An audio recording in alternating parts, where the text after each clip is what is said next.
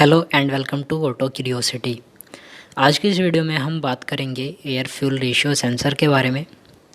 तो ये जो एयर फ्यूल रेशियो सेंसर होता है इसको वाइड बैंड ऑक्सीजन सेंसर भी कहा जाता है और universal exhaust gas oxygen sensor भी कहा जाता है।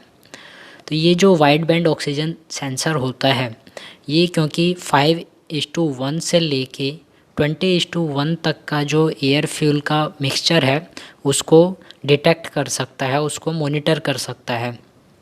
तो ये video air fuel ratio sensor के वर्किंग के बारे में है और ये पार्ट है मॉडर्न ऑटोमोबाइल सेंसर्स का, जिसकी प्लेलिस्ट आपको डिस्क्रिप्शन में मिल जाएगी। तो चलिए अब बात करते हैं एयर फ्यूल रेशियो सेंसर के बारे में। तो इसमें जो है मेन 3 कंपोनेंट्स होते हैं, जिसमें पहला है पंप सेल और दूसरा है मॉनिटरिंग चैम्बर और तीसरा है नस्ट सेल। तो ये जो पंप सेल है इसकी तरफ होता है एग्जॉस्ट गैस और ये जो नस्ट सेल है इसकी तरफ होता है रेफरेंस एयर, और दोनों ही सेल्स में जिरकोनिया मेम्ब्रेन होता है। साथ ही में इसमें एक हीटर भी लगा होता है और पंप सेल और नस्ट सेल के बीच में होता है मॉनिटरिंग चैम्बर,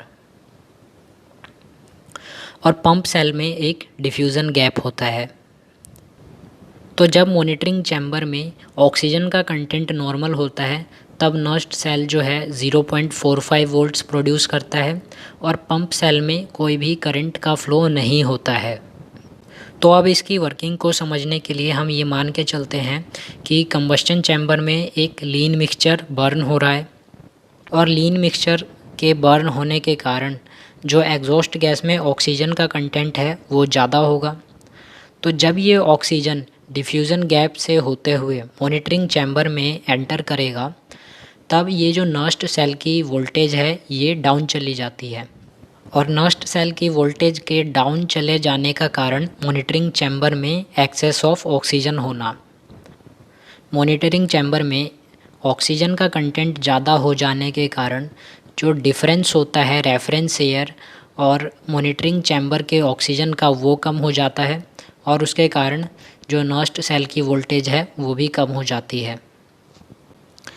तो नस्ट सेल की वोल्टेज को नॉर्मल करने के लिए ईसीयू पंप सेल में करंट सप्लाई करता है पॉजिटिव डायरेक्शन में। तो जब ये पॉजिटिव करंट इस पंप सेल के थ्रू फ्लो करता है तब जो ऑक्सीजन का कंटेंट है वो मॉनिटरिंग चैम्बर में कम होने लगता है, और ऑक्सीजन का कंटेंट कम हो जाने के कारण जो डिफरेंस है ऑक्सीजन का मॉनिटरिंग चैम्बर और रेफरेंस एयर के बीच में वो बढ़ जाता है, और ये जो नस्ट सेल का जो वोल्टेज है ये नॉर्मल की तरफ आने लगता है।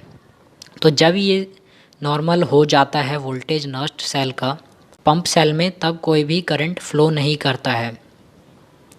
तो अब ईसीयू इस चीज़ को मॉनिटर करता है कि जो पंप सेल में करंट सप्लाई किया गया वो कितना था, और उसके आधार पे जो एयर फ्यूल का रेशियो है उसको करेक्ट किया जाता है। तो मॉनिटरिंग चैम्बर में ऑक्सीजन का कंटेंट नॉर्मल लाने के लिए ईसीयू को कितना करंट सप्लाई करना पड़ा पंप सेल को, इसको ये ईसीयू मॉनिटर करता है, और पंप सेल के पॉजिटिव करंट को मॉनिटर करके ईसीयू एयर फ्यूल रेशियो को ठीक कर लेता है। अब अगर कंबस्शन चैम्बर में रिच मिक्सचर एंटर कर रहा है तो इसका मतलब जो एग्जॉस्ट में ऑक्सीजन का कंटेंट है वो भी कम होगा, और ये जब एग्जॉस्ट गैस एंटर करेगा मॉनिटरिंग चैम्बर में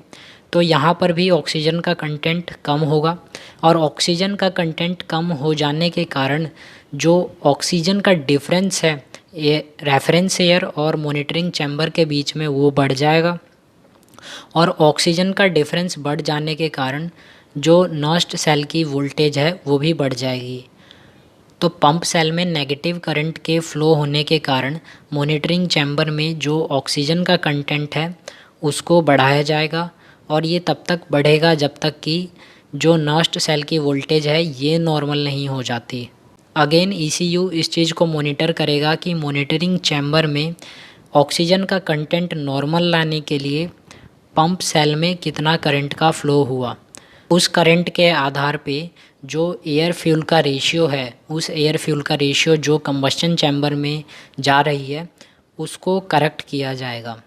तो एयर फ्यूल रेशियो सेंसर की वर्किंग में हमने देखा कि जब मॉनिटरिंग चैम्बर में ऑक्सीजन का लेवल ऊपर नीचे होता है तब जो ये नर्स्ट सेल है इसमें वोल्टेज भी फ्लक्चुएट करता है और इसको नॉर्मल लाने के लिए पंप सेल में ECU करंट सप्लाई करता है पॉजिटिव या नेगेटिव डायरेक्शन में, और उस करंट को मॉनिटर करके कंबस्शन चैम्बर में एंटर होने वाली एयर फ्यूल रेशियो को करेक्ट कर लिया जाता है। सो ये था एयर फ्यूल रेशियो सेंसर की वर्किंग के बारे में। So thanks for watching, have a nice day.